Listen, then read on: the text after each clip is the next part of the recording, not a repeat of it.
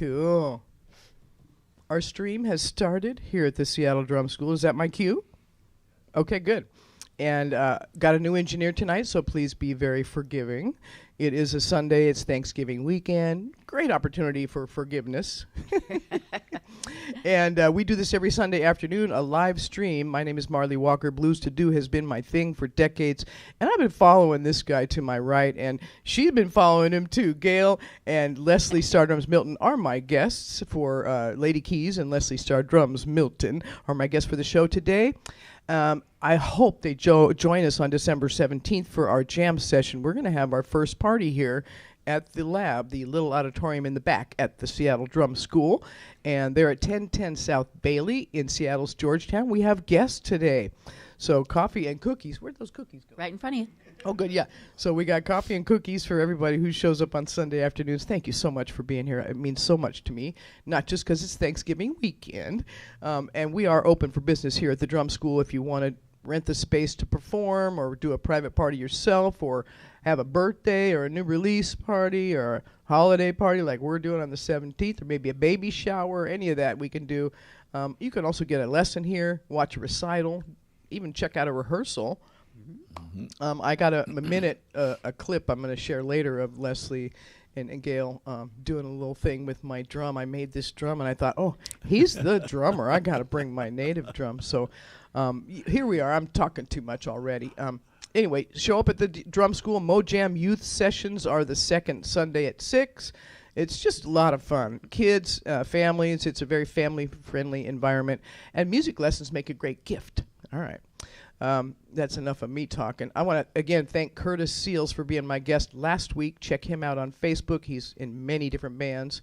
And all the guests I've had so far, it's been a wonderful end of the year for me. You can see all the shows at youtube.com/C, the letter C, /Seattle Drum School. So the Seattle Drum School YouTube channel has got all our shows so far with Patty Allen and Butch Harrison and Bunny Brown and C.D. Thompson and C.D. Littlefield. We had so much fun this fall, and got 3 more shows in December, and I got my first sponsor, so I want to give a shout out. We'll get the proper stuff together, but it's Mitch's Best Buffalo Sauce, and of course he and Patty Allen are a couple, and Patty was my first guest. So all of this is just making my hair stand up on end. Marlee? At the Seattle Drum School. Oh, there it is. Mitch's Best Buffalo Sauce. And we tried it over Thanksgiving with some mac and cheese, and that was the bomb. So, yeah, we'll tell you more about that as we get into it. Welcome to Blues to Do TV, a weekly live streaming podcast. And, again, you can watch anytime at the Seattle Drum School channel. Our live guest today, some of the best entertainers in the business. To my right is a man that has, before I get my intro, sorry, hold on. Wait, the intro's almost there. We are broadcasting on Duwamish land in Seattle's Georgetown area from the lab at the Seattle Drum School. Thank you to the Duwamish people for taking care of this land for generations. I just want to stop and say that. Okay, reason of the week for the blues. Yeah, I'll do that. They started charging fares for the light rail. It was free for a good pandemic chunk there, but they just started charging, and I'm like, that really hurts poor people more than anybody. Why don't they enforce the carpool lanes? Because those people can afford the ticket. They're pushing it, and they're always one person in a car. I swear, I look. Anyway, my reason of the week for the blues, whatever your reason is, please call your senators and representatives. This is a democracy. It doesn't work without you interacting. So, yeah, send them your feedback. Okay, that's enough of that. My guest today, a Louisiana native, an L.A. session drummer for decades, retired from the Northwest Kidney Center, was a slam hound hunter, one of the best bands in the Seattle history for blues fans for sure. Kim Field, who wrote the definitive book about harmonicas, was the leader of that band. He knew a good drummer when he saw one. He said, "You're my first call." Mark Dalton, also on bass, and Louis X. Erlanger. What a band. It was off the hook. They opened for Stevie Ray Vaughan at the Coliseum. They opened for Otis Rush. Many more names. It goes on. They toured Europe, backed up a lot of people, and Leslie himself played at the Apollo, backing up many people on a lot of those East Coast clubs. So we're going to talk to him about that. For decades, he did that. After the Slamhound Hunters, he kind of got in a groove with Gail, Lady Keys, they call her. And so they've been, for decades now, doing their thing. Yeah, there's our promo shot. Great shot. And she's like family. Hey. She keeps an eye on him. And this summer, I still saw him gigging. He was playing with Two Scoops at the Kent Cajun Festival right next to Althas and the train tracks down there. And, man, you broke a shoe on that gig. Two soles came off my shoes at the same time. You had a wardrobe malfunction, but it was incredible, and you still got that second line. So I'm thrilled. I'm absolutely thrilled to have Leslie Stardrums Milton and Lady Keys here. And since I have an audience, please give us some applause. All right. Thank you very much, folks. Thank you very much. Oh, that sounded beautiful. Yeah. Really so, good. Leslie, I've interviewed you many times, so we don't want to do repeats. We want some new story. We want this different stories. And I know that you talked about backing up everybody. That's right. Talk about some of that part of your life. That was early 50s, 60s. We played the Apollo Theater. We played the Apollo Theater. We played every theater on the East Coast. Howard, I was trying to think of the Washington, D.C. Theater was the Howard Theater. Okay. Did a lot of stuff there. We backed up a lot of the known artists during that time, had hits out. And the band I was with was put together by a former service gentleman, played bass, and he went around just picking out musicians to go on the road with him. I was 18 or 19 at the time. And my mother told him, if anything happened to me, don't come back. So that made it good for me to make sure I had a gig, too, you know. Right. But I went on with this gentleman, and we played that whole East Coast during the 50s, and it was during that time when everybody was kind of up and about the South. The music was popping. Yeah, and we went all over. We went to every state I can think of in the United States. Wow. And you had to see some other talented people. At 18, your eyes had to just be watching. Man, I can't even remember half of them. You know what I mean? The biggest names in the business, Brooke Benton, you name them. I mean, the guys like that was something else. We backed up a lot of them. We backed up a lot of people that was really big names in those days, you know. And I had a ball. At my age. You guys were helping me, you know what I mean? They was telling me how to handle myself and what to eat, and, you know, so forth and so on. I was a kid, you know, to them. All these guys was in their 40s, 50s, you know. But I enjoyed them. They were really good people. They were teachers, instructors. They knew music, you know. I had a ball. Well, now, you mentioned a mentor of yours. Who did you watch? Who was the drummer that really... Some of my favorites coming up was Sonny Payne with the Count Basie Orchestra. Ed Shaughnessy was TV drummer for a lot of TV shows. Okay. I mean, these guys were the top, you know. I mean, I learned a lot from Sonny Payne with the stick trickery. Okay. You know, throwing a stick behind my back off the floor and stuff like that. You know, bouncing them off the drums. I enjoyed that kind of drumming, you know, but I had to really work at that because you got to find time to do those things when you're playing songs. So it took me a little while to get into it, but after I got into it, I became what they call a show drummer. You know. Oh, well, that's where the Stardrums fits right in. That's what Stardrums is about. Yeah. Well, and you've always had fun. Let's just be real. Yes, I have. So there are some surly drummers who sit back and just give you but you always are smiling back there. You uplift the band. And the audience. I enjoy myself. I enjoy music. I enjoy the people I'm working with. You know, and if I don't feel like I'm going to be comfortable with a band, I'll leave. I had that in my mind early in my lifetime that if I wasn't enjoying myself, there was no sense of being there. Yeah. Because the music was my life, you know, and I wanted it to be happy all the time. Naturally, it wasn't, but most of the time it was. And you come out with a twinkle in your eye, and then it turns into a good time. Yeah. Well, now, you played a lot of different gigs. You did a lot of different sessions. One of the stories you told me is you used to set up your kit, do a song, do a session, break it down, take it to the next studio, set up your kit, do the song, do the session, break it down, go to the next. How many gigs could you do in a day? Like, that's a lot of work. We in LA, we did anywhere from 2 to 3 sessions a day, recording sessions, different artists, you know. And that was during the time I was driving. I could drive. I don't drive anymore. My kids won't let me. They say I done got too old now, and that's my son back there. He's smiling. He's watching me. He won't make sure I don't get in the car and drive out of here. You gotta have a driver. I don't know how to drive. I still got my license though. Oh, look out. Yeah, buddy. You know? Well, now, what was your first drum, and how old were you? Marlee, I was 5. I remember so vividly. You know, I saw a little guy on TV on a commercial yesterday beating on a sofa with some sticks, and it brought me back, man. I just all of a sudden just like. Man, that was me in my nightgown, in my night clothes, listening to the music, beating on the couch with the sticks. You know, I mean, I came up like that, and I sat down and I broke glasses, dishes, you name it.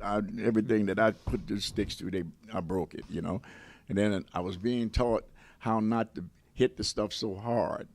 It was all right to try and get some sounds, but take your time and not beat on the stuff. Don't break it, you know. And that's what I was doing. But it came out. I worked out, you know. It worked out for me. Now, how'd your mom deal with that? Breaking glasses. She bought you a drum, right? Yeah. Well, she saw to it that I got the drums. I mean, my father was in the druggist business, and he took me. She made him take me to a drum shop. I never forget the drum shop. It was Hall's Drum Shop in the French Quarters. And I went down there and I got a bass drum and a snare drum and a cymbal. And I took them home and I worked with that for a while. And pretty soon, she got together and bought me a full set of drums, which I played for years, you know. Wow. I was really appreciative. I had the whole set of drums, man. I had the time to sit on it, and I got a lot of publicity and promotion from different people, different bands. I played with a lot of Dixieland bands in the old days. I mean, in my early years, that was my music, Dixieland jazz. I was in New Orleans, so I had to learn that.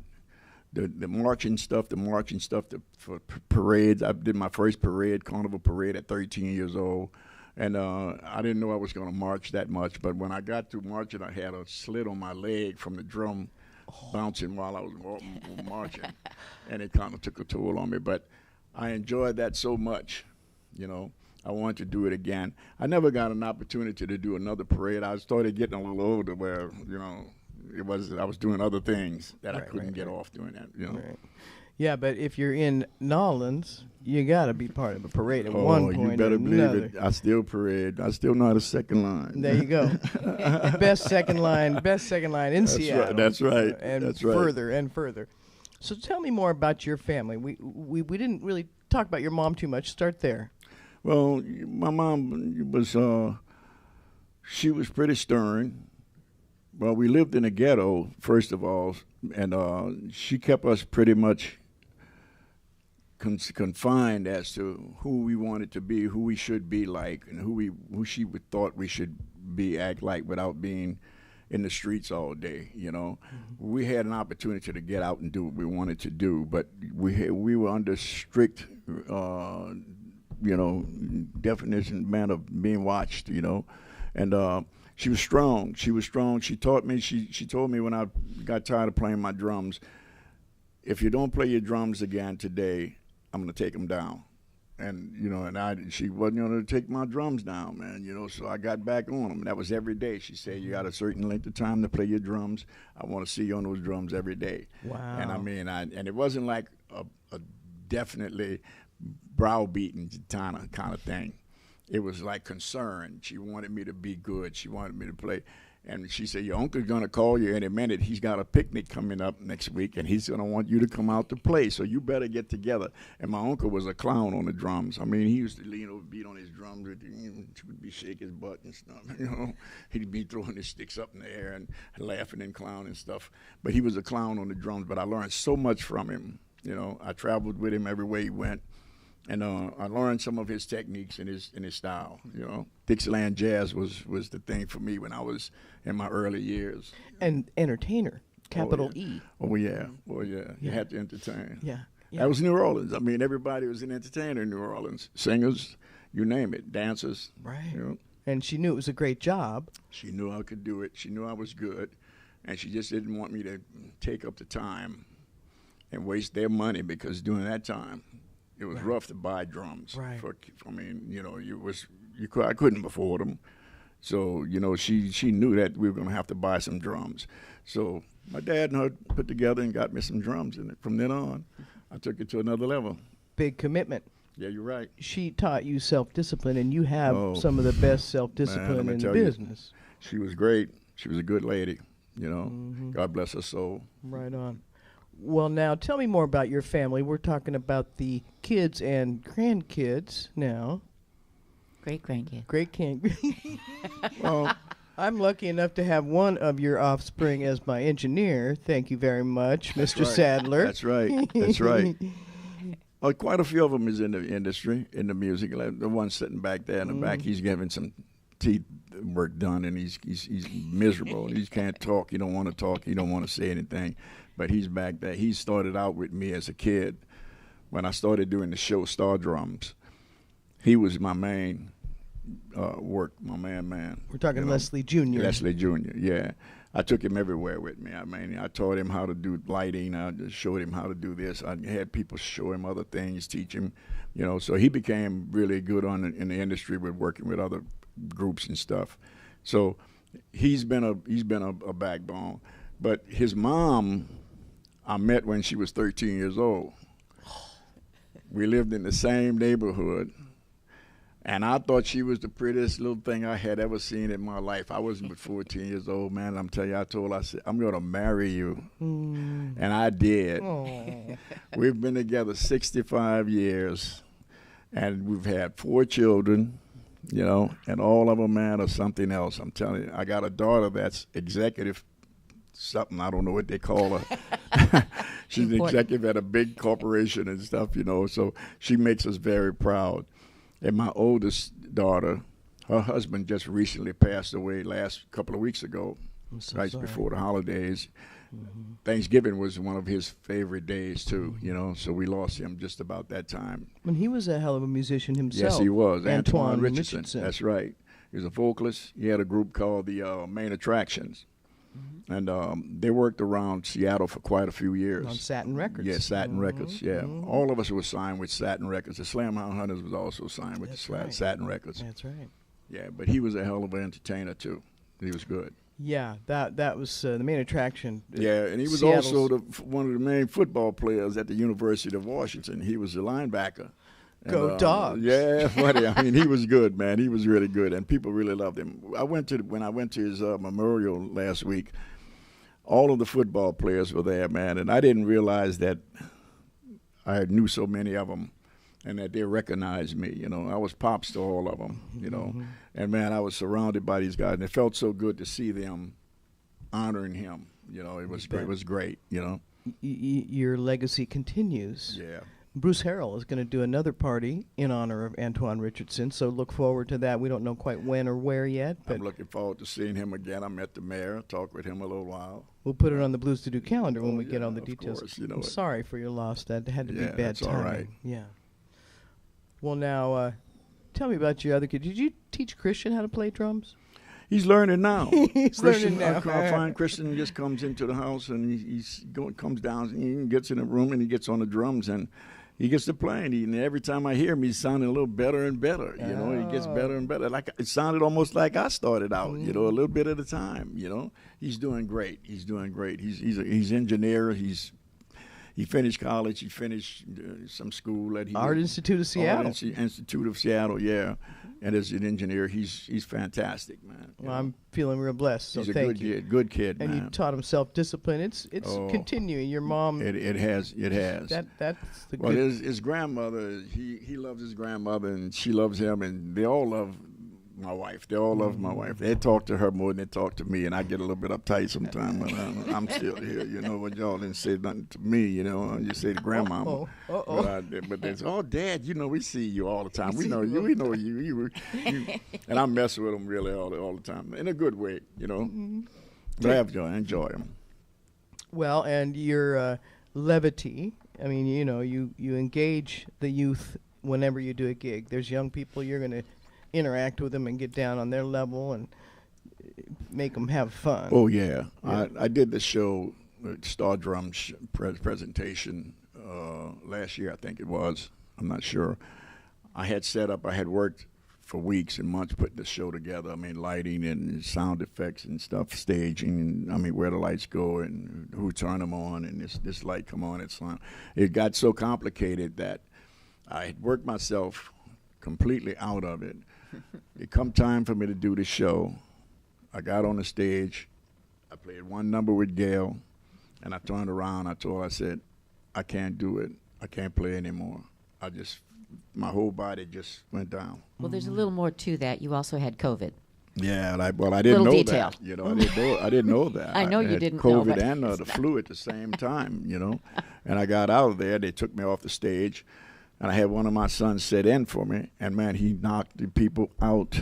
Earthquake. He knocked. Talking about Kevin. Mm-hmm. Kevin knocked him out, man. He played my show for me, and I'll tell you, I was so proud that he had took over. I didn't know what to do with myself. I bet, yeah. Yeah. It was great. Yeah, it was great. Well, now I haven't even let Gail talk yet. That's okay. Yeah. I'm just sitting here going, yeah. But you got family tuning in from the Midwest. We got to get you involved here. So and thank you very much for telling them to watch. Appreciate that. So tell me one of your favorite Leslie Stardrums Milton stories, because it's about him. But I know that you love playing with him. You love being part of this. He's nervous now. He's going, oh, what's she gonna say? Well, now I remember when you did the Stardrums thing at the Rainbow, and I was working at the Rainbow, and the whole family showed up to set up your drums and get the stars working. You were early. Yeah. So now, when did you meet Gail to then change channels and go for the duo gig? How did we meet? 25 years ago. 25 years ago. Yeah. 20. I knew it was decades. 25. We've been playing. We started at the Alligator Soul in 1998. And he's 85 now, so that he was 60 then. Yeah. Just want to make sure we put that in the show. And I can't do the math. I don't know. Something. But, so my history is totally different than Leslie's, because I was not playing professionally when I was 13. Nobody took me on the road. I was doing other things, and I've got a day job that I like, but I've always loved blues. I kind of went over a blues edge when I was around, I'd say, maybe 18 or 19, 20. The music I grew up with did not move me, although I loved music, but rock and roll it was the 60s, and it was okay, but wow, when I heard blues, I'm from Chicago, and when I heard blues, Albert King's the first real blues man I ever saw, and I just went over an edge. I had no idea there could be that much cool in one man. It was unreal. Oh, yeah. And I just went on a deep dive that I'm still doing, 50 years later. And so I always wanted to play blues, and I played piano before that, and I took improvisation lessons, so I'd stop using music. And then I just played along with my favorite, with Coco Taylor or Muddy Waters. I just played along with the records. But I figure when I get a real job, when I get my first real job, I get to play in a band. So I moved to Seattle in 1992, and November, actually. And I looked in the Rocket. Remember the old Rocket Blues magazine? And there was an ad that said, blues band forming, needs keyboards, be over 35 and employed. And I thought, oh, this is good. Right? So I played with that band for a couple of years and kind of just learned my chops. It was a 5-piece band, the Blue Necks. It was wonderful. But I had a lot to learn. And then there was this Leslie Stardrums Milton that I would go out and see because he was part of the whole blues scene here. And it took I played also then with Mava Bell for 3 years, doing some soul music. So about 8 years, I guess, or 6 years, I played with other bands before just crossing paths with him at a time that a mutual friend had us play in the basement. And so our histories are very different. For me to get to just play one night with him for fun was going to be incredible. But we had the same taste in music. And every song he wanted to do, I already knew it. Nice. And every song I wanted to do, of course, he knew it. And we just started having fun. And it just, I have learned a lot since then from him. There's all kinds of stories about that. But there's one, actually, you said fun stories. This is kind of fun. So we have been a duo for 25 years, and you have all kinds of experiences on stage. Everything is not perfect. And so the one thing that reminds me is that when you make a mistake on stage and it's just a duo, if you're piano and that's drums, it shows, right? You can hear it if I hit the wrong note. But a surprising number of people in the audience will not notice, which is a blessing. But I know that he notices. And every now and then he would do something that's like, what is that? So we have this little signal that I've never told anybody on stage. If I screwed up, he wouldn't make a big deal of it, but he'd look at me and go, it's a crowing rooster. If he does that on stage, it means I just screwed up. And we're not saying anything to the audience, but he's letting me know I heard that. And I do the same for him. If he's making up lyrics that have nothing to do with the song that he's singing, but he's forgotten them, I just go. So we have fun. This is so telling, yeah. Yeah. Well, and that was clear when you met. When I think I saw your first gig or one of your first gigs, and I realized, okay, so he's getting older. He wants to just be, doing a show with somebody, not a full band, and I get it. And tell you what, you had so much fun. I think it was Alligator Soul. Probably. I think that was because you made camp there for a while. 11 years. 11 years. Every Saturday. In Everett. Yep. And great Cajun food, and you got to eat every time you gigged, huh? Mm-hmm. Oh my! Mm-hmm. But they're lovely people, and that was just such a family gig. And you brought the fun. Look at the twinkle in your eye. Come on, how can you not have fun with that? And Gail, you just flowed right in. I mean, like water. I had a lot to learn, but and neither one of us had sung very much. But don't put yourself down. Well, it's working. If it has been. Didn't work, he would have got rid of you a long time ago. Well, you can tell Marlee about your first time singing. How you came about singing. Really? Yeah. Okay, so I don't sing. I'm a piano player. I've just started playing with Leslie, and we're at a gig. Our first gig, we've rehearsed maybe twice. I think we knew 7 songs. We were just going to keep doing them, like slow and fast. And over and over and over. And he hadn't sung very much, so he sings 3, and then he says into the microphone, now Gail's going to sing.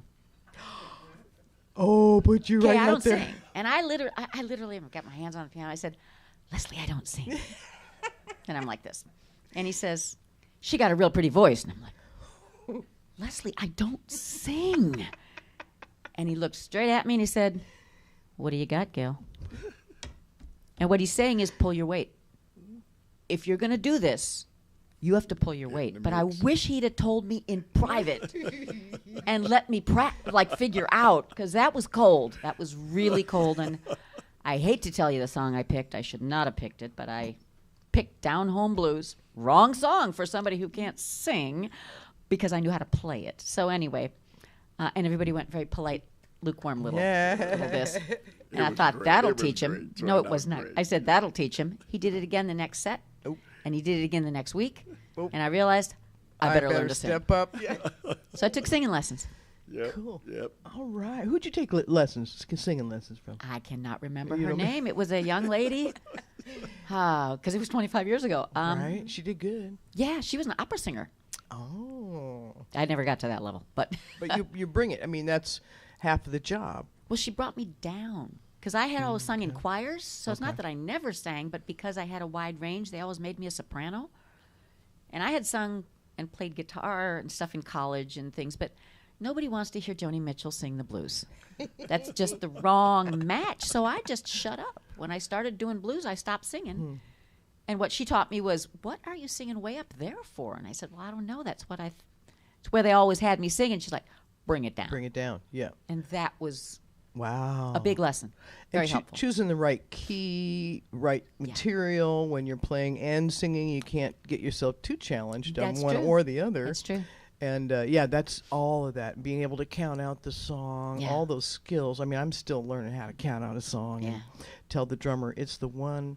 The 1. Four, I mean, the bass player, the 1, the 4, the 5. It's still foreign sometimes. I'm like, well, and linking with the audience. That's what Leslie's a master of. Right. Because he knows everybody in the audience by the end of the night. And I would just have my head down. And if I wasn't paying enough attention, he would throw a stick to me. Holy crap. Just like, catch grab you it. off guard. And he'd just be laughing. He thought that was so funny. And I'm a very bad throw, so I'd like try to throw it back. And Kinda very funny. entertaining. When It he throw was. that stick at you, the whole crowd's watching that go on. He was telling me, and- get with the Showtime. crowd. He was That's telling me better there's than TV. another skill you That's need right. here. Showtime. There's another skill, which so I've just learned immensely from this man, and it's been a ball. It's Well, really and fun. don't ever put yourself down. Well. Humble is good, but I love that you accompany him so well as a partner, as a word's musical out. partner. Yeah, words out. Well, you know how we got together? I told her one day after, You got to be up at the mic, Leslie. after having dinner at her home, Oh, I told her, I said, you know what, Gail? Let's start a duo, Stardrums and Lady Keys. And from that day on, it's been Stardrums and Lady Keys. Yep. What a beautiful That day pairing. yeah. And we both went through some little changes every now and then, but it worked out. Well, and neither one of you have gotten away from health scares, so we're really glad to have you both here. True. Still playing. Yeah. And Thank when is your God. next gig? December 30th Where? at the Conway Muse. the We are Conway playing New Year's Eve. Perfect. So it's dates. not the 31st. No amateur drunks. You're good. Exactly. So Saturday's on the 30th this year. So, and we're going to have Matt Clausen with us drumming, and That's right. and so there's going to be some new styles from Leslie. One of which, your mentees? Is this one of your Yeah. students? Yeah, How former many student. students have you had? I mean, you're not a teacher per se, but you've taught. In my lifetime, 2. No, Leslie, I know 4 at least. That you really spent a long There's quite time a with. few, but you know, And you I got don't- one now, Renee. Yeah, and she's the first female Mm-hmm. student I've ever had. Fantastic learner. I mean, she's a professor, so she expects to be able to take whatever I give her to another level, and she does. Right on. You know, I mean, she's something else. She's how old now? 76, Something like that. Sweet. Great, fantastic person, man. And she loves her drums. She reminds me of me so much. In fact, she got the same colored drums I got. I have. And I said, you've been peeping and hiding. That's right. She's been watching you. Yeah, but she's a fantastic person, you know. Cool. We're going to do our All-Star Women Jam session January 21st, so make sure she gets word about that. We'll have a drum kit all set up. She doesn't have to do any can work. play. And Gail, That's you're a definitely great- invited as That's well. a She's great doing great. idea. The men can show up and fill up our tip jar, but it's about the They're not ladies with- on that night, the January 21st. Make a note of that one. I want to do my calendar, and I want to do part 2 if you're up for it. And I won't put course. you on the spot, but yeah, if you're up for it, get your coffee and your cookies and refresh. And Christian, you're gonna like. This is awesome. This is the first show you've done, and I'm just thrilled. Do a little calendar image or what? No, you don't have images, but yeah, I'll do a short calendar, and then we'll take a break, just a brief one, and come back and do part 2. And we're going to air this part 2 during December when the holidays are happening. So I get a little break, and somebody is going to engineer it so that we can get this on. So part 2 coming up. I got some more questions, and you got more stories. I know. Okay. So let me do my calendar. Taj Mahal is at Demetrius Jazz Alley. Tonight is his last night of the November run that he always does with a great band. Fabulous entertainment, once again. Spar Beer Parlor has a Sunday night blues night. I don't even know who's there tonight. Why did I have a blank here? Anyway, C.D. Woodbury is playing at Sumner at the Public House, Purdy's Public House, on the 28th. The 30th, look for Steve Bailey and the Blue Flames. There's an old name from the past. 8 p.m. at the Salmon Bay Eagles in Ballard on the 30th. On December 3rd, right here, a week from today, my guest will be Lizzie Sunshine. Now, if you don't know her name, I can understand, but she's been a part of the scene, and I found her, and I went, you're amazing. She sings Aretha and is on pitch about everything. She's just a delightful, like yourself, wonderful, smiling spirit. So we're going to have another uplift tomorrow, next week here on the show, 1 o'clock Sundays, Lizzie Sunshine. And I know the Seahawks play Thursday, so there won't be any competition for me next week either. I like that. Aurora Borealis has the Washington Blues Society holiday party on December 3rd. Ray Gordon, I love her. She's coming up from Oregon. A salute to Fat James Band, featuring Chris Eager, 4 to 9 p.m., all ages there at Aurora Borealis on Aurora. It's on Aurora. Dawson's in Tacoma has Joel Astley and his band. Or no, he's going to be featured at the jam session that they do on Sundays, December 10th. December 10th is also the night for the Portage Bay Big Band. Big bands, even have a chance to see a big band. So Aurora Borealis, give a shout out to them. They've been featuring some big bands, and it'll be the Portage Bay Big Band and Shoreline, 6 p.m. on the 10th of December. And then I have Tim Scott on my show that day, December 8th, from Red House. He's about to move. I guess they're having a little difficulty moving right away like they planned. But we're going to get a show with him before they moved. He and his partner moved to Mexico. He and Debbie are sweethearts. And he's just a great singer and bass player, part of Red House. So we'll get him on the 10th. Aurora Borealis, again, has Washington Blues Society. They do their Tuesday night bashes there. It'll have Steve Bailey and the Blue Flames, Jonathan Pittman, another great harp player, and Steve Italy on the 12th, a 7 p.m. show. More big band there, Cascadia Big Band on the 13th.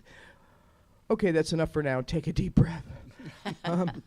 But December 17th, I am having a party here with two scoops. Now, he doesn't like to talk, but we're going to make him improvise. So that's my calendar. I'll put that up on Instagram. Takes me a day or two, but I'm getting better at it. These skills, it's just a learning curve of one kind or another. Now, let's see. Leslie, you have a story to share with us, and make sure you know that I'm using a T, no F words here. This is for kids. Tucking the drum. Tell me about what it is and the history for you of learning how to tuck your drum. Careful with your language there. Now, you're going back to my childhood days. I was 10 or 11 years old, and I had to try and, when I broke a drum head, there was none then that you could just buy and put on your drum. You had to buy the skin and a rim. Take it home, soak the skin, put it on a rim, and tuck it. You took a butter knife and tucked it all the way around this rim. A butter knife. That's what we used. And it was a wooden rim. It was a wooden rim. What kind of skin? And what kind of skin? It was calf skin. Calf skin. Yeah, they're very thin. It was a drum head. And you had to be real careful because if you cut down into the head, it was over. I mean, and I lost quite a few. But we had to do that. There was no ready-made drum heads in those days. These days, you can buy a plastic one. Today, you can get any kind of head you like. You can get a bull skin, bear skin, calf skin, you name it. They got all kind of skin heads you can buy. Ready done. Mm-hmm. But during the time when I came up, you had to replace them. You replace them with a rim and a separate head, What's your favorite skin to play on? Well, they're all plastic now. Right, but I mean, for the calf skin and the buffalo skin. We don't play calf skins anymore.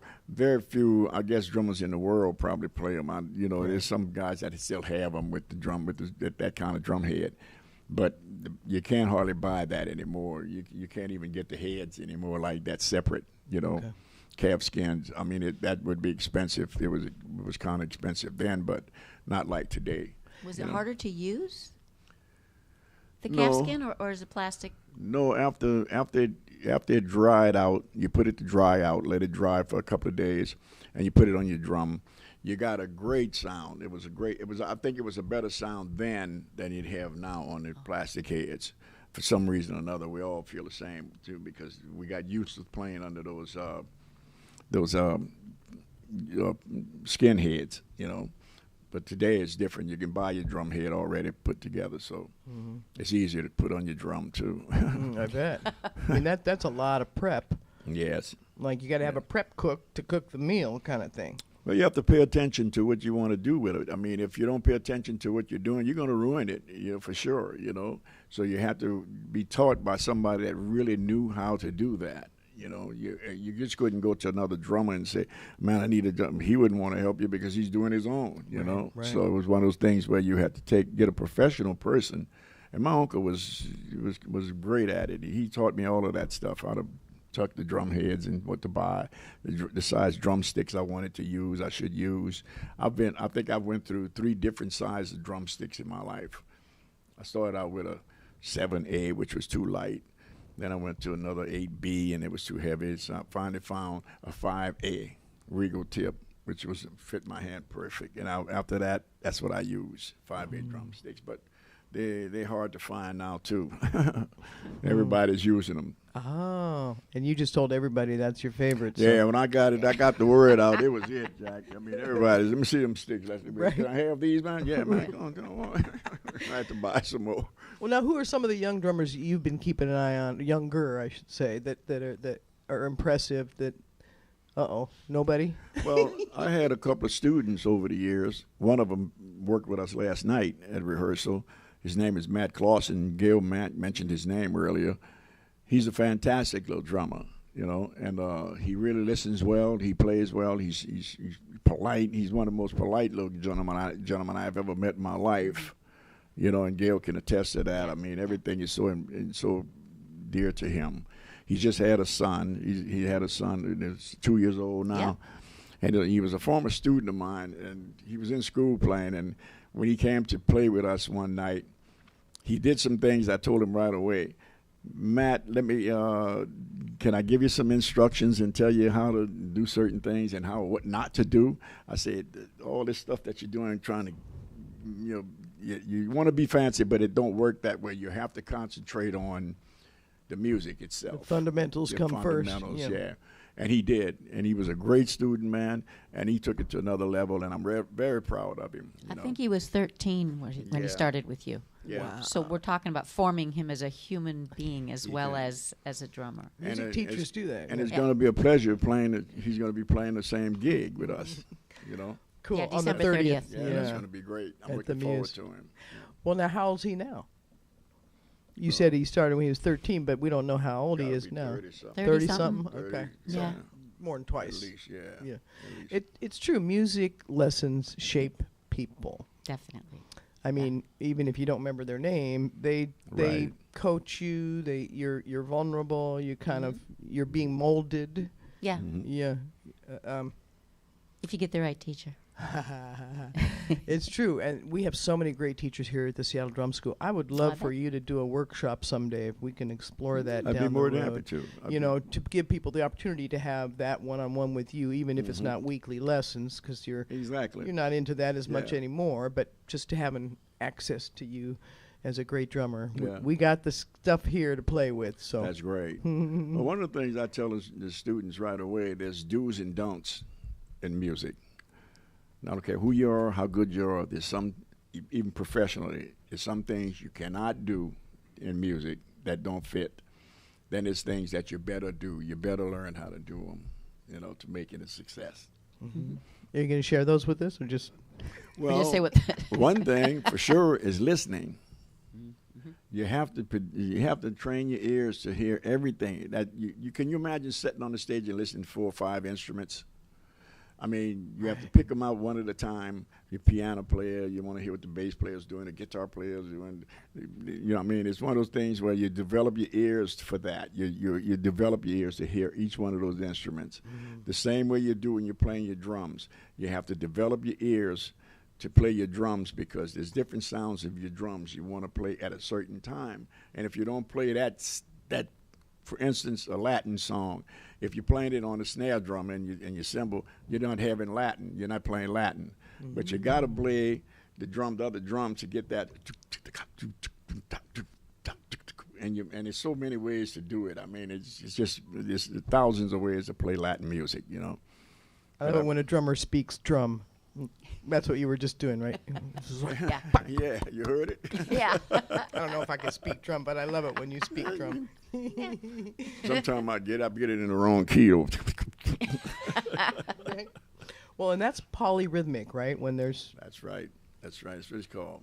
You have some China in there. I'm trying. You start a good band with a good drummer, so I got to know a couple things. So your great sense of rhythm, a lot of it came from your uncle, you're saying? Right. Well, different drummers. I mean, my uncle first, but I've listened to all the drummers that's ever put foot on a foot pedal. Buddy Rich, from Buddy Rich, he's considered one of the world's greatest. And what made him that is that his left hand, there's nobody ever been able to compete with him with that left hand. I mean, he can roll with that left hand. I tried, and I might be able to get, you know, and that's a bit. I don't want to go any further because you got to start sweating, you know, right. and your hand starts hurting and stuff, you know. So no, you can't do it. It's a natural thing for some people. It's a natural thing for some drummers. Right, right. But none of them has ever competed with Buddy Richards' left hand. Okay, None. okay. And he's a professional when it comes to really technique, you know. Right. Sonny Payne was one of my favorites, Count Basie's drummer. He did stuff while he was playing, and stick behind his neck, throw it behind his back, bounce it off the floor and off the drums and stuff, and laugh and clown when he was playing. I like that. That's what I do. I'm a clown on the drums too, right, but right. I do it now with some finesse, you know, and technique, you know. And my students are doing the same thing now. They like to play. They like to get the stuff that I do. But they know now that they have to really concentrate on taking time and learning to work on it a little bit at a time until they get it like they want it, you know, and it's working for them. Only practice on the days you eat. That's on the wall here somewhere. Yeah. That's good. It like is. that. Your mom knew that. Yeah, Your well, I mom practiced. figured that one out. I beat on the table, man. I just couldn't sit at the dinner table without. My mom used to say, Leslie, if you don't stop that beating, get up. Leave. And I couldn't help it. Sometimes I had to leave. You know. Right. But it gets that way. Did you ever have to miss dinner? Did she? I tried not to, No but when it didn't have something I didn't care for, I beat it harder. I played harder. I always have a song in my head. I bet you always have a rhythm in your head. Oh, yes. Always. Oh, yes. Yeah. I'll still sing. Gail and myself are working on some Frank Sinatra songs right now. And me doing Frank Sinatra, I never dreamed it. But it's coming. You got to stay focused for that, don't you? It's working. Oh, It's awesome. coming, baby. It's You do some coming. Louis Armstrong. You nailed it. You got the Yeah, trumpet. baby, you know nailed. what I'm talking about. Yeah. Well, now you mentioned left hand. Left hand is also a keyboard thing. You got to have that bass line together. She's already a lefty. I am a lefty, Ah, that helps. and I hear music starting from the bass line. Yep. Oh, I actually Leslie taught me to listen to drummers more. I had always heard them, but I never heard them like I do now. Okay. Because now obviously, if you play with this man, you start to get better. spoiled, right? But the bass line is so when we were in a duo, this is the bass player, and now that we That's play right. with a 4-piece, this is still the bass player. Right. And I have sat in with other bands, and I can be a problem because my timing comes from this hand. This hand listens to this hand. Mm-hmm. So I get in the way of the real bass player if there is one, and I try to back off, but then I that's just not the way my two-sided brain fits it together. So it's kind of interesting. I'd have to learn. Might be something I'll learn, I don't know, someday. But We never stop learning, do we? no, not at all. Who are some of your favorite left-hand piano players? Who's got the left hand that you're Otis Spann. looking up to? Oh. Otis Spann. All the way. Without a doubt. Mm-hmm. For the left hand, incredible. Overall, Charles Brown. Okay. Ooh. But not more than Otis Spann. Those are my two icons. Two faves. There's a lot of wonderful piano yeah. players, of Oh, course. yeah. But, and I love to hear them. We got great piano players in this town. Sure do. And I love hearing them. I know. Just sit me with Beth Wolf for a little while. That's just fine. There's all You got kinds it. of, but for, like, that I really listened to and kind of formed the style is Otis. It's more Otis Spann than Charles Brown, but I try to weave them both. Okay. Make a note, everybody. Make a note. If you're working on your piano skills, those are two names to keep It's in your file folders. yeah, yeah. So, gosh, there's a few other chapters I want to. What are the story? What am I not asking you? Tell me some stuff I'm not asking you about. That's part of your legacy. That's part of what you want to hand down to the next generation. Traveling. Yes. What about it? Do it. That is, you better have yourself together when you want to travel with a band because it takes some really learning power, baby. You got to take care of yourself, knowing what to eat, knowing what part of the car you want to ride in the best. You know, you get the best seat in the car to ride. You know, Right. you get to friends with who you know has got the more power in the band. You know, and stuff so you can get more done. I mean, it's an array of things that you have to learn. I mean, it never ending. It's a never ending. I still learn stuff that I should have learned probably when I was 10. Leslie, didn't you tell me one time that your mother gave you light bulbs in colors so that when you were traveling and you were in a hotel room, you could create a nice environment for yourself? Yes, I did. I have always thought, how did she... That's an incredible insight on her part. Yeah. To realize that it would make him happier.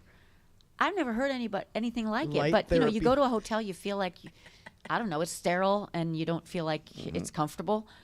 And I think that's an amazing... I never met his mom. I wish I had. But those things just tell me how much she was thinking about you. Yeah. And she knew you and she was helping you with that traveling thing you're talking. She was, and she really cared. I mean, she didn't want anything to happen to me. Leslie, She had 7 other children at home, so she couldn't she couldn't stand to have a mess up, any kind of way, no kind of way. She didn't want nothing to go wrong, but she was that kind of woman where she just told us what she wanted, and we had to do it, or we didn't do it at all. Yeah. And it wasn't that she was dominating, us. It was just that it was a learning thing that she thought we should know and do, and that's what I took with me, Leslie, did you tell your stories about early, like Chitlin Circuit stuff? Have you guys already covered that in former stuff? Because you got all kinds of. You got Jimmy Reed, your Jimmy Reed story? Oh, yeah, I played with Jimmy Reed. Jimmy Reed was I can't help but tickle when I think of him. Jimmy Reed was the kind of guy that he smoked, but he wouldn't smoke on stage. And I didn't realize the thing about smoking. I was smoking in these younger days. And I was sitting on the drums. I was setting my drums up, and I had a cigarette hanging out my mouth. And Jimmy Reed walked over to me and took it out of my mouth, threw it on the ground, and threw it on the stage. And I looked up at him like, the cigarette would still look like it come out my mouth. That's how fast he took it, And I looked at him like, what you doing for, man? Mm-hmm. I said, young man, don't ever smoke on the bandstand. It don't look professional. It's not professional, and it's not healthy for you. I said, yes, sir. And that was it. I haven't smoked on the bandstand since. I'm telling you. Yeah, I'm telling you, he broke it up right quick, Mm-hmm. But that was in the olden days. I do it today to younger drummers. If I see something where they need assistance, without saying I'll charge you, I'll pay you, you pay me to do this, and I'll help you do that. I don't do that. I'll take a drummer and tell him, you want to work with me, man? Let's get together and do something and work, and I'll show you the proper way to do this and how to do that, and then you'll make you a better person too. Mm-hmm. Guys are starting liking you more because they know now you're listening to someone that's got some knowledge about what you're doing, and I don't mind doing that. But I need the right person to communicate with a lot of times. If you get a drummer, for instance, that won't listen to you, I've had a couple of them. I think Gail remember a few of them I worked with. That was really hard to make them understand what they had to do. They wanted to do what they wanted to do, and it wouldn't be right. And I would try and tell them, you got an idea, but it need to be done left, right, left, like that. But you got to take your time to do it. They didn't want to take the time, so they didn't do it. And it didn't work. It never worked for him. Yeah.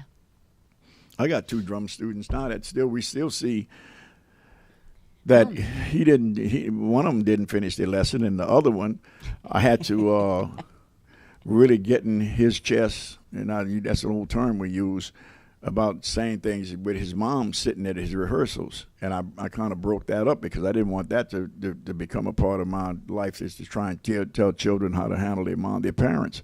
But he said some things with his mother and father sitting in the house, and I kind of got really uptight about it because I came on from a different school. You couldn't talk to your parents and your grandparents and stuff any way you wanted to because you thought you were right. And he wasn't right, and I was trying to tell him, Ricky, don't ever do that again in my house. You could do it at your house if you want to, and your mom, your dad let you get away with it, but you can't do it here, bro. This is a different, respectful place you have to be in, and I want you to apologize to your mother, or you can take your drums or take your stuff, whatever you got, and leave. Ooh. And he was really young. To be fair, Ricky was very young. Yeah, he was. And I tried to make him understand. And we're still friends. I saw him not long ago at a job. He came up to me, hey, Mr. Milton, how you doing, man? Good. Mr. Milton. He called me Mr. Milton, Did he learn that lesson you taught him? Oh, yeah. Oh, his mother couldn't stop telling me. She said, I never had anybody to correct him like that, you know. And she said, thank you, Leslie. I appreciate it, you know. She said, because he got to learn the right way. And I guess if he respect you that much, then he would have took your advice. And he did. He did. He really did, you know. And I like guys that respect their parents. I mean, you don't respect your parents. I came up that way. I had to. There was no doubt about it. You had to when I came up. I mean, there was punishment that you wouldn't dare would want to endure. The movies, they take the movies away from you. That was it, man. I'm just Sands of Iwo Jima. I wouldn't have missed Sands of Iwo Jima for all the money in the world, man. I'm telling you, because that was the movie of the year there. You know, that was John Wayne. And how much did it cost to go to the movies then? 25 cents. 25 cents. I couldn't resist. And the popcorn was free. Right? Oh, man, let me tell you, it wasn't free, but it was good. I'm telling you. But no, you have to have a certain degree of respect in music, like in anything else. Right. That goes for everything that you do. You have to have respect, especially for yourself. You can't have yourself thinking that you know everything and don't respect people or don't respect their ideas or your presentations and stuff. You have to do it in a way where people understand you, you know.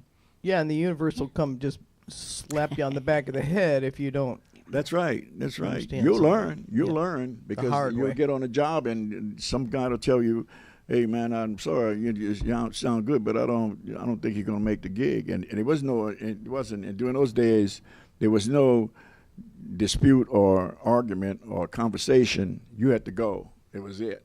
You know. I've never been fired off of a job. I've walked off a lot of them, but I've never been fired. But Uh-oh. Uh-oh. She got a story. Cher. Oh. You played with Cher? Yes. Sonny and Cher. The Fairmont Hotel. Biggest hotel in the country. I did this show, man. The first show was great. I wore my black suit and stuff and my black shirt. The next show I came out. I thought it was cool. I put on a red, white, and blue striped sport coat. That was it. Stole the show. When I got up there, I knew what I had did. I said, man, I should have knew better. The next couple of weeks, I was gone. Right. Cher wouldn't let nobody take away from her, bro. And in no way, you know. And that was just me. I didn't do it thinking I was on outshine Cher. I would have never done that. I respected her and Sonny tremendously. But I wore the wrong thing that night, and it taught me one of the best lessons I ever had in my life. You know, and not to outdress the artist. Well, now, who taught you how to dress? I got to ask you that. Segue. Once again, I go back to my mom. She taught you how to make a tie work and everything? Oh, yeah. Told me how to tie a Windsor. That's a Windsor knot. That is, huh? How to dress. Nice. You know, how to get my shoes shine and something. I don't know. I got Actually, my shoes just matching. take one off, Leslie. So I got my matching. I know. I heard you woke up at 9 this morning to get ready. I don't even think I had the sleep out of my eyes yet. So, and I forgot makeup. I mean, I fail on that. See that? Can you see them Can shoes? you see the red shoes? I don't know if you can see them on camera, but they match. Somebody said, man, you going to wear that? That's loud. I said, man, I'm an entertainer. Wait, somebody said? on. Your wife said. Honey, you going to wear those shoes? Honey, I'm an entertainer. You know that. Look, I got purple and gray shoes. I got yellow shoes, silver shoes. You're doing those. I came up when you dress fully from the top to bottom. Your shoes match your suit, your shirt, your pants, your shirt, your tie, you know. And I've kept that. I came out of New Orleans. I mean, that was our thing in New Orleans. Right. You went out to have a good time. You dressed the full part. regalia, they call it. The full regalia. You put the feathers on and the That's whole right. That's right. I never remember going in the house with a hat. I bought a new hat and I cocked it to the side. They called it cocking it to the side. The minute I walked to the door, my mom snatched that hat off my head. Who you think you are? Take your hat off when you come in here. You think you're a gangster or something? No. Next time you come in, you put that hat on like your dad wear his.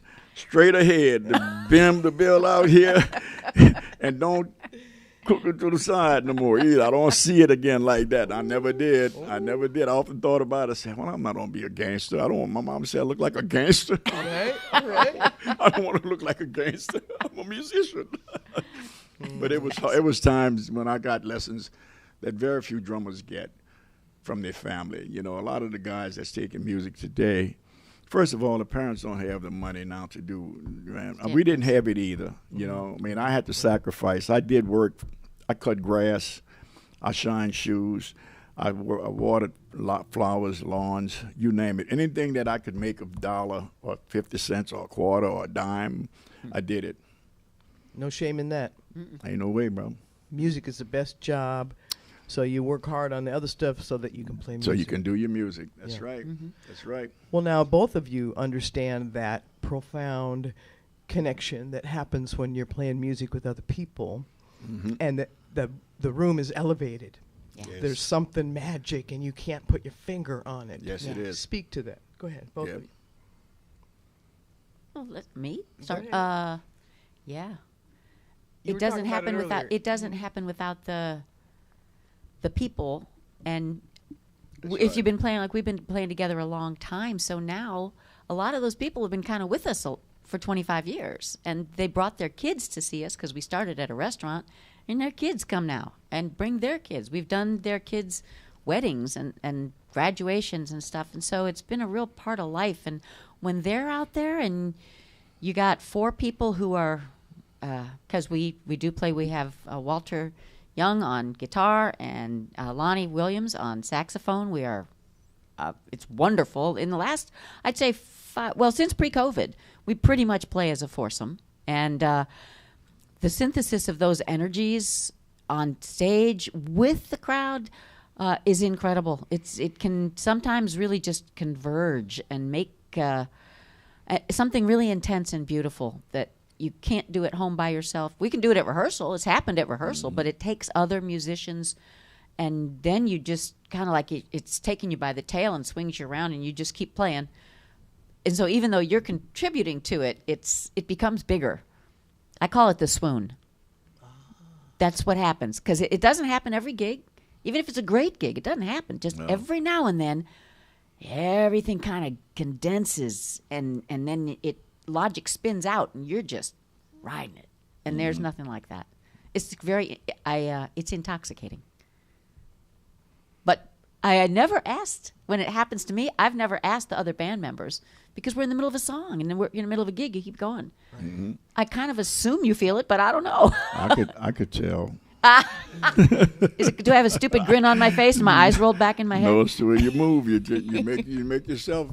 I said, oh, she did it again. I ain't gonna say nothing though, because all of us do it. Because when I make a mistake, she goes, oh no.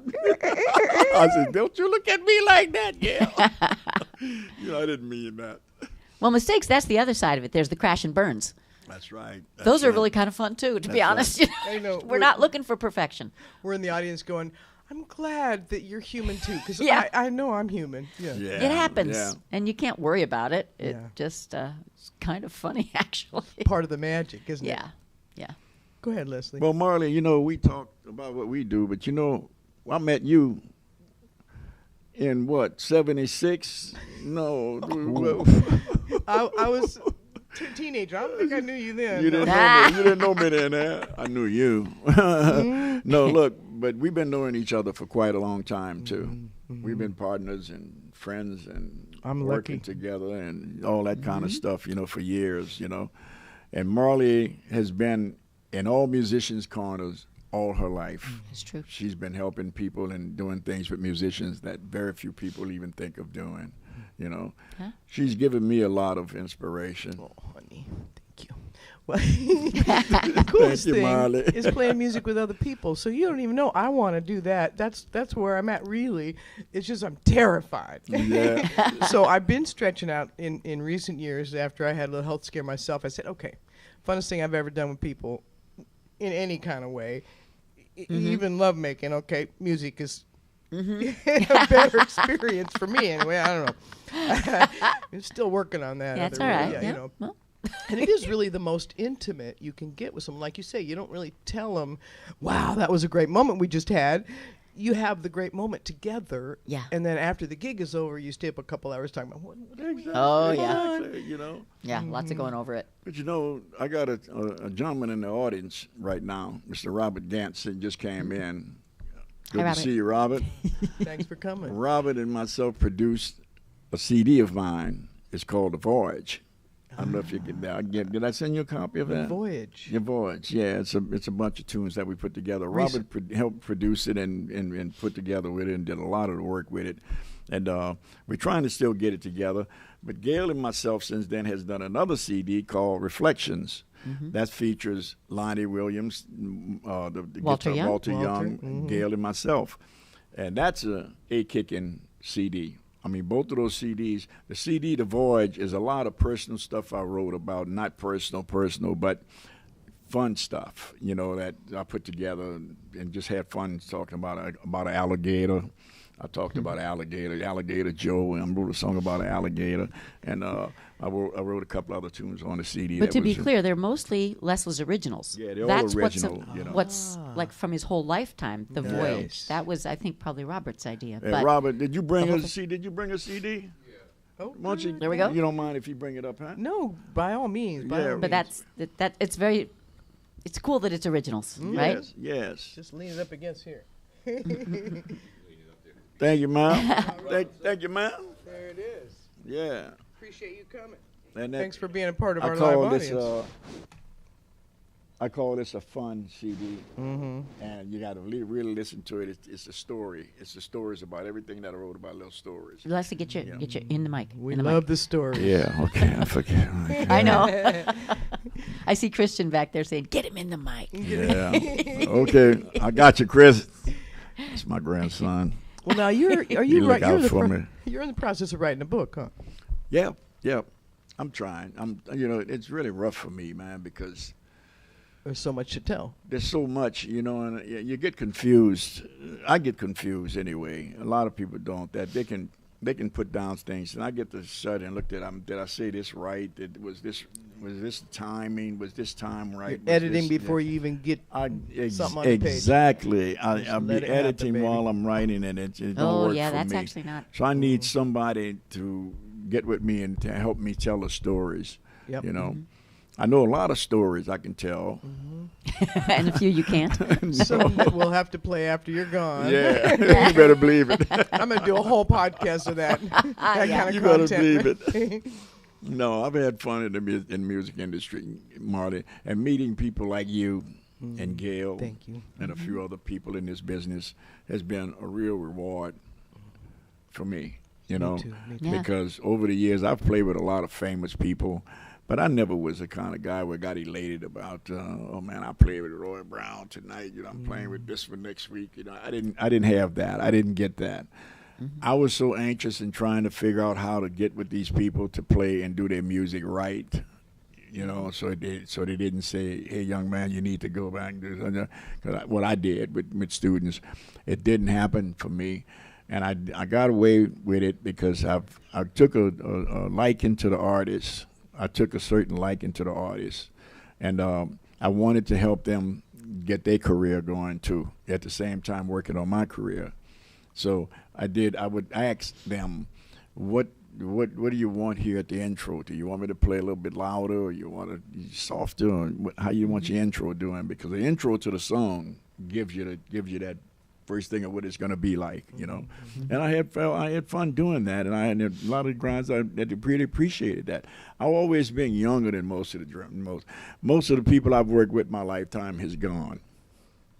And I think about it sometime, and I talk about this guy. I said, but man, he's no longer here, and it's one of those things where you miss people that you've learned from and you've worked with and studied with, and give you an opportunity to play, an opportunity to travel and tell you how to travel, what you need to travel. I mean, it was one of those things where the first time on the road, I had a little suitcase this big and that wide, and I was traveling all through the South with that one little case. Wow. That's wild. I washed underclothes and socks every night. Right. Every day. I mean, it was one of those things where my mom said, "Don't bring that thing back here with nothing in it that ain't been clean," because she would have threw it out. She would have threw it away. But she taught me how to do that. She said, "You have to take care of yourself, Leslie. I want you to wash your stuff every night and get your stuff cleaned up so you want, you know." Mm-hmm. And we had, just thank God, the guy had bought suits for us to wear. We had uniforms. All the band members had. We had 3 different suits. We'd wear a different suit a different night. But my little personal stuff, I had to take care of myself, man. I'm telling you, and I did. I learned how to wash better than any. Well, that's half the job, is taking care of yourself. That's the biggest. And when part. You get older, it's a full-time job. It's a full-time job. I still do it. I still wash. I'm thinking you could write a children's book, because passing on this legacy. You're a kid. You're just a big kid. And I'm a big kid. I think a children's book is something we should put on the list, guys. Okay, because I think it would sell the million copies. Everybody say the same thing, Marlee, that, I'm a big kid. I'm a kid. And I often feel that way, Yeah. I still laugh a lot. I still make fun of things. I got little quirks that I come up with. People say something, I can come back at it and make it funny. I can hear things and I make it funny, rather than make it sad or get angry about it, It's about having a good time with your life, And I've practiced that all my life. You know a good drummer joke? Uh-oh. Leslie, what is that story? I can't remember. You have no. I just heard these great stories. There was a story that something happened at one of these gigs, and you ended up putting something in your pocket that ended up burning through. Oh, okay. What is that story? That was a job I did. Could you get close enough, because this is a good one. That was a job I did. It was in Kendall, Louisiana. It was a black nightclub, and it was during that time it was segregated like that. The place was packed and jammed. It was in a big barn house, and we were having a good time. The band was kicking, man, and people was jamming and having a good time and stuff. And all of a sudden, everybody started running towards the bandstand, and then everybody went back the other way. Some police had walked in the joint with a billy stick that had the little grenade stuff in it. Uh-oh. What they call that stuff? Gunpowder? Yeah, it was tear gas? Tear gas. Oh. The tear gas went off in the place, and the wall at the door was bent out like that with people trying to get out. And I finally squeezed through the crowd after I realized what was going on. You don't miss it the was story. setting. I was sitting on my drums, and I saw the people run. I just wondered what's going on, And all of a sudden, wham! It hit me. The tear gas hit me, man. I jumped off my drums. I started running. I got to the door, and as I got out to the door, I saw the shell sitting on the ground, and I picked the shell up and put it in my pocket. I wrapped it in my hanky and put it in my pocket.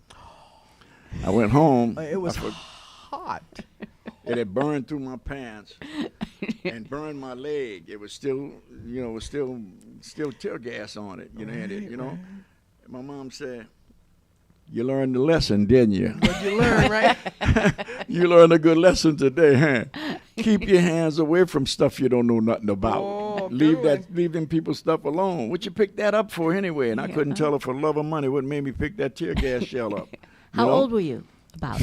I was in my teens again. I was young. I was young, age 6, 17, 18, And I learned a lesson, and I took that shell home, and I'm telling you, man, my mom said, if you ever do that again, you ain't gonna go back, because if you're playing those kind of rooms, that ain't what you want to do.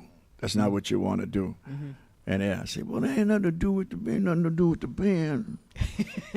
Wasn't about the band.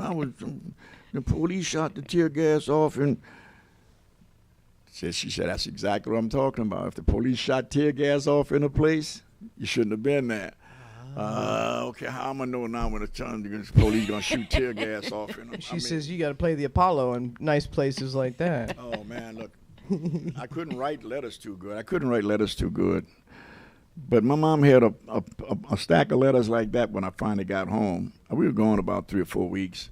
We played every state, man. We went to every state. We were rushing out of this place to get to another place 300 miles away. And, I mean, you're sleeping in the van. Your head is hurting from leaning one way.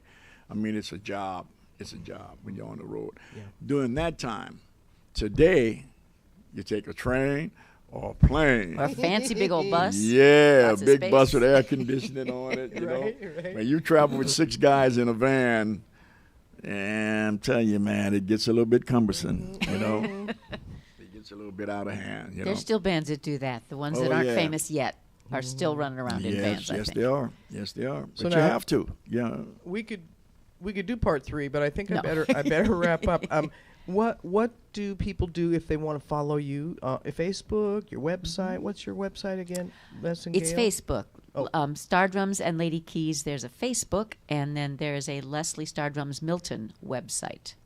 All right, so there's more where that came from. And I Yeah. got some of the photographs from Slamhound Hunters, Kim Field's website. Yeah, Thank you nice. for letting us. I didn't think he was going to sue me over sharing your photos. So I Is it went okay, ahead Kim? with that. And again, we have a big party planned the 17th of December here at the Seattle Drum School. I want to thank them for giving us sponsorship and a space to do this in Georgetown. Our Blues to Do Scoops and Amy Holiday Blues Party with Eric Two Scoops Moore, Nobby Camera, his marimba player, and Joel Astley on harmonica. Beth Wolf is going to be there playing keyboard. Jim as well. So we're going to have ourselves a good time. I got Maya Marie booked for that. She just said yes on the phone. Yeah, you can put me on the poster. Cool. Excellent. So working up the list. We'll probably get a few more added before the 17th. But make a note of that. We're going to have ourselves some fun time. And Mitch's best buffalo sauce will be served at the party. We'll have samples of food with Mitch's sauce to dip in, so you can try it, and we'll have bottles to sell that day as well. Mitch, thank you so much for giving me support. I couldn't do this without you, and I couldn't pay my engineer without you, so it really is a community that puts this together. Thank you so much. Living the Blues until next week. It's real music, real people, real stories. The Blues to Do podcast with Leslie Stardrums Milton and Lady Keys. Thank you. All right. Thank you. Thank you so much. Thank you, Marlee. You gonna play my drum for me? Oh, there we go. I brought that drum so he could play it. Take us out, will you? Okay, Marlee made this drum. made for me. Oh. Okay.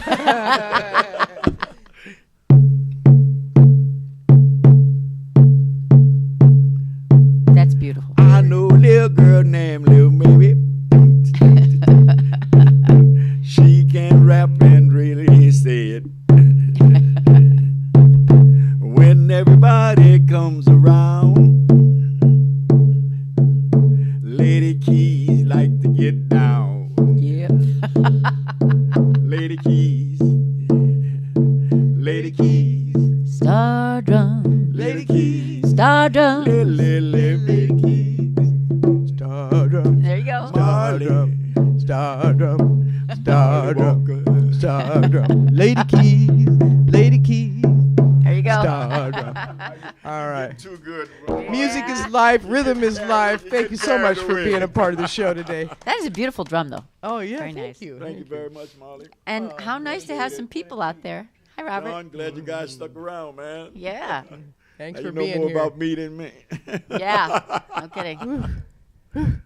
I was so excited about this, and now I'm like, okay, don't be down now that it's done. Yeah. Now, You know what, though? Actually, Christian, can you leave that up there for just a second? And I'm going to ask Dale to take a picture of Oh, cool. Marlee. And either one. The other one, the blue one. Yeah. Yeah, that's And a then nice one. Dale, can you take a picture with Marlee and Leslie and I? Oh, you can fade that stream out. Yeah, I think we're done. Thank you, Christian. Thanks, Christian Sadler, my engineer. I forgot to thank my crew. I'm getting here, Gail. You want to take a picture? I got to get an announcer next. I need an announcer to introduce me, like Ed McMahon.